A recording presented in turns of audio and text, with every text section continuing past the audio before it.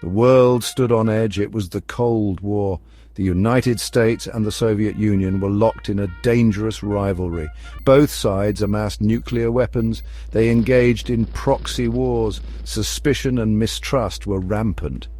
In this tense atmosphere, a secret program unfolded in the heart of the Soviet Union. It was a program so sinister, so ethically abhorrent, that it would send chills down the spines of those who learned of its existence. This was the Soviet biological weapons program, a testament to the dark side of scientific progress and the terrifying lengths to which nations would go in the name of security. The Cold War was a time of great fear and uncertainty. The threat of nuclear annihilation loomed large, but beneath the surface, another more insidious threat was brewing. The Soviet Union, driven by a combination of paranoia and ambition, embarked on a clandestine quest to develop biological weapons. These weapons, unlike their nuclear counterparts, were silent and invisible. They could spread disease and death on an unimaginable scale. The Soviet Union had a long history of scientific innovation. It had achieved remarkable feats in space exploration and other fields. However, this scientific prowess took a dark turn with the decision to weaponize biology. The motivations behind this decision were complex and multifaceted. They stemmed from a deep-seated fear of the West, a desire to achieve strategic parity with the United States, and a belief that biological weapons could provide a decisive advantage in a future conflict. The Soviet Union's biological weapons program was a closely guarded secret. It operated for decades under a veil of secrecy. Thousands of scientists, technicians, and military personnel were involved. They worked tirelessly in hidden laboratories scattered across the vast Soviet Empire. Their work was shrouded in secrecy and protected by a ruthless security apparatus. The program's existence was officially denied, and any information about its activities was suppressed with an iron fist. The roots of the Soviet bioweapons program can be traced back to the aftermath of World War I. The horrors of chemical warfare, particularly the use of mustard gas and other deadly agents, left a deep scar on the world's psyche. The Soviet Union, still reeling from the devastation of the war and the subsequent civil war, recognized the potential of biological weapons. They saw them as a cost-effective and potentially decisive weapon. In the 1920s, the Soviet government established a small-scale biological research program. This program focused primarily on defensive measures, such as developing vaccines and treatments for infectious diseases. However, as tensions with the West increased in the 1930s, the focus began to shift towards offensive capabilities. The Soviet leadership, under the iron rule of Joseph Stalin, became increasingly convinced of the need for a credible biological deterrent. The turning point came in 1941 with the Nazi invasion of the Soviet Union. The devastating scale of the invasion and the threat posed by the German war machine convinced Stalin that the Soviet Union needed every weapon at its disposal. He ordered the expansion of the biological weapons program, demanding the development of a range of deadly pathogens that could be used against enemy troops and populations. Despite the enormous challenges posed by the war, the Soviet bioweapons program gained momentum. Secret laboratories were established in remote locations, often disguised as agricultural or medical facilities.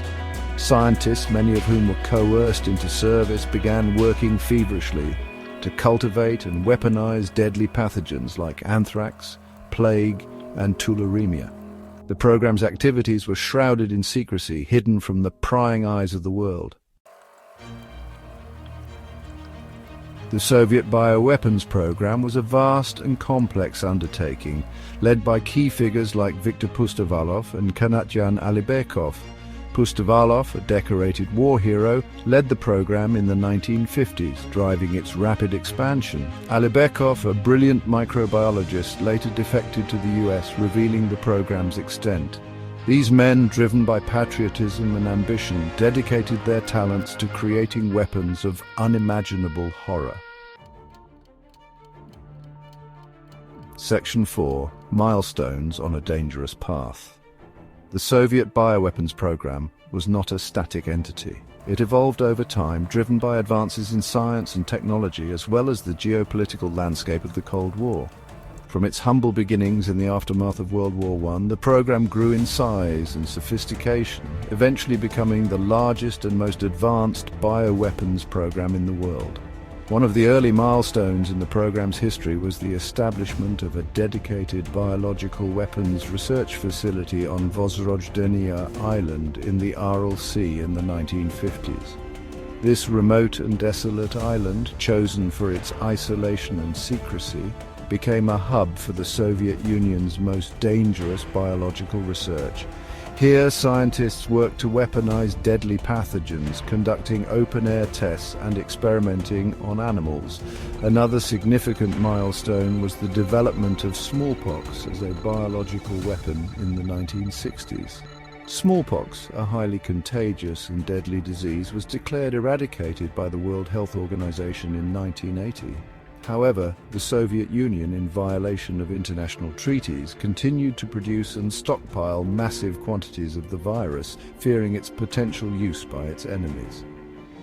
The 1970s and 1980s witnessed a further expansion of the Soviet bioweapons program under the leadership of Yuri Andropov and later Konstantin Chernenko. New facilities were built, new pathogens were weaponized, and new delivery systems were developed. The program's reach extended far beyond the borders of the Soviet Union, with clandestine research facilities established in allied countries and agents deployed around the world.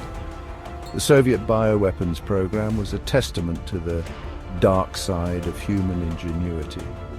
It was a stark reminder that scientific progress, when divorced from ethical considerations, could pose a grave threat to humanity.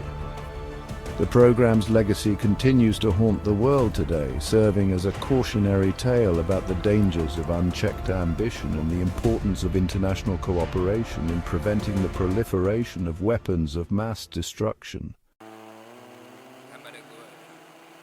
Section 5. Weaponizing Nature's Fury. The Soviet bioweapons program was not content with merely cultivating naturally occurring pathogens. The scientists involved in this chilling enterprise sought to enhance the lethality, resilience, and military utility of these biological agents, transforming them into weapons of unprecedented destructive power. One of the key focuses of the program was the development of antibiotic-resistant strains of bacteria. Scientists experimented with a variety of techniques to achieve this goal, including exposing bacteria to gradually increasing concentrations of antibiotics, inducing mutations through radiation, and using genetic engineering techniques to transfer resistance genes between different bacterial species. The result was a terrifying arsenal of superbugs, resistant to even the most powerful antibiotics. Another area of research involved enhancing the virulence of pathogens, making them more deadly and more difficult to treat. Scientists experimented with different methods to achieve this, such as selecting for particularly virulent strains, manipulating the genes responsible for toxin production, and combining different pathogens to create hybrid strains with novel and unpredictable effects. The Soviet Union also devoted significant resources to developing sophisticated delivery systems for its biological weapons. These ranged from simple aerosol sprayers to intercontinental ballistic missiles capable of delivering deadly pathogens across vast distances. The goal was to create weapons that could be deployed quickly and effectively, inflicting maximum damage on enemy forces and populations. The Soviet Union's relentless pursuit of more deadly and sophisticated biological weapons was a testament to its paranoia and its willingness to violate international norms. The program's scientists, driven by a combination of ideology, ambition, and fear, crossed ethical boundaries in their quest to create the ultimate weapon. Their work, shrouded in secrecy and hidden from the prying eyes of the world, would have devastating consequences for global security and public health.